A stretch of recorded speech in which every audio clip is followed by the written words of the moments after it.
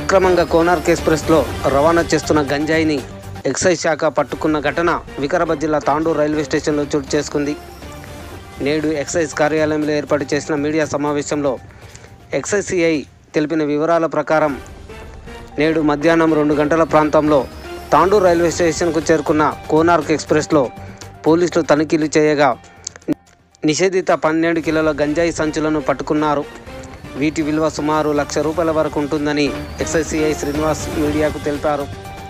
అయితే గంజాయి సంచులను రవాణా చేస్తున్న దొంగల ముఠా పరారయ్యారు. అదేవిధంగా నిన్న రాత్రి వాస్కోడిగామా ట్రైన్లో 95 మద్యం బాటిళ్లు దొరికినట్లు సిఐ శ్రీనివాస్ తెలిపారు. ఈ మీడియా సమావేశంలో AES Srinivas Reddy, DTF CI Srinivas, SI Veeranjaneyulu పోలీసులు ఉన్నారు.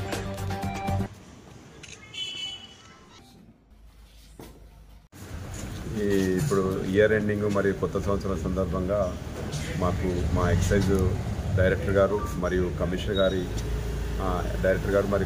గారి ఆదేశాల మేరకు మేము ఇప్పుడు మా వికారాబాద్ ఇప్పుడు రంగారెడ్డి డిప్యూటీ కమిషనర్ గారి ఆదేశాలు మరియు వికారాబాద్ ఎక్సైజ్ సూపరింటెండెంట్ గారి ఆదేశాల మేరకు మేము అంటే అసిస్టెంట్ ఎక్సైజ్ సూపరింటెండెంట్ నేను మరియు మా సిబ్బంది మా సిఐ శ్రీనివాసు, డిటిఎఫ్ సిఐ మరియు ఎస్హెచ్ఓ వికారాబాద్ ఎస్ఐ వీరాంజనేయులు మేమంతా కలిసి ఇప్పుడు మేము నిన్న రాత్రి ఎన్డీపీఎల్ లిక్కర్ సీజ్ చేయడం జరిగింది. ఇప్పుడు కోనార్క్ ఎక్స్ప్రెస్లో ఈరోజు మధ్యాహ్నము గంజాయి ఇన్ఫర్మేషన్ మీద మేము ఇక్కడ కోనార్క్ ఎక్స్ప్రెస్ ట్రైన్ చెక్ చేస్తూ మళ్ళీ వికారాబాద్ రైల్వే స్టేషన్ మన తాండూరు రైల్వే స్టేషన్లో చెక్ చేయడం జరిగింది. ఇందులో ఒక బ్యాగ్లో మొత్తము 6 ప్యాకెట్లు అంటే 6x2 12 కిలోల గాంజాయి లభించింది. మరి ఇది ఎవరు అనేది వ్యక్తులు తెలియలేదు. వాళ్ళు ఏంటంటే మామూలుగా అక్కడ పడేసి యూనిఫామ్లో ఉంటే పడేసి వెళ్ళడం జరుగుతుంది. ట్రైన్స్లో కూడా సస్పిషియస్గా వాళ్ళు ఎక్కడో దగ్గర పెట్టి వాళ్ళు ఇంకో దగ్గర ఉండడం జరుగుతుంది. కాబట్టి ముద్దాయిలను ఐడెంటిఫై చేయడానికి ట్రై చేస్తున్నాము. ఇప్పుడైతే ఈ మొత్తం 12 కిలోల గంజాయిని స్వాధీనం చేసుకొని తదుపరి చర్యనిత్తము తాండూరు ఎక్సైజ్ ఎస్హెచ్ఓ గారికి అప్పగించడం జరుగుతుంది. స్వాధీనం ఎక్కడ చేసుకున్నాం sir? Vikarabad Tandur railway station అంటే ఎన్డీపీఎల్ లిక్కర్ నైట్ దొరికింది మాకు 11 o'clock. అది మాత్రం మేము ఈ గోవా నుంచి వచ్చే ట్రైన్లో మాకు అక్కడ వికారాబాద్ లభించడం జరిగింది. అది ఒక 195 బాటిల్స్ సీజ్ చేయడం జరిగింది. గోవా స్టేట్కి సంబంధించిన liquor, non duty paid liquor స్వాధీనపరచుకుంది. ఇది తాండూరులో మధ్యాహ్నం around 1:32 o'clock 95 different bottles costly liquor, Goa liquor 95 bottles స్వాధీనం చేసుకోవడం జరిగింది.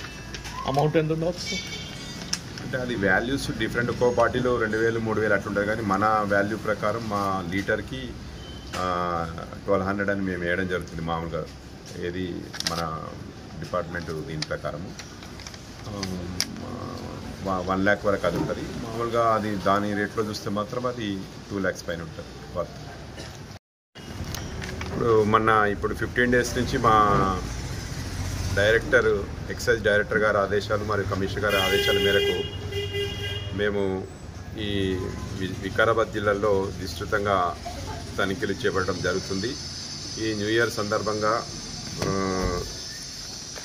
విచ్చలవేడిగా ఈ అదర్ స్టేట్ లిక్కరు మరియు ఈ డ్రగ్స్, గంజాయి లాంటి మత్తు పదార్థాలు రవాణా జరగకుండా చూసేందుకు మేము తనిఖీలు చేపడుతున్నాం. దానిలో భాగంగా రాత్రి మేము ఈ గోవా నుంచి వచ్చే ట్రైన్ని తనిఖీ చేయడం జరిగింది.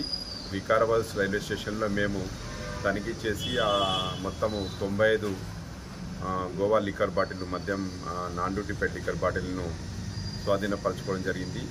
ఈ మొత్తం బాటిల్ను స్వాధీనపరచుకొని వీటిని స్టేషన్ హౌస్ ఆఫీసర్ వికారాబాద్కి తదుపరి చర్యల నిమిత్తము చెప్పడం జరిగింది.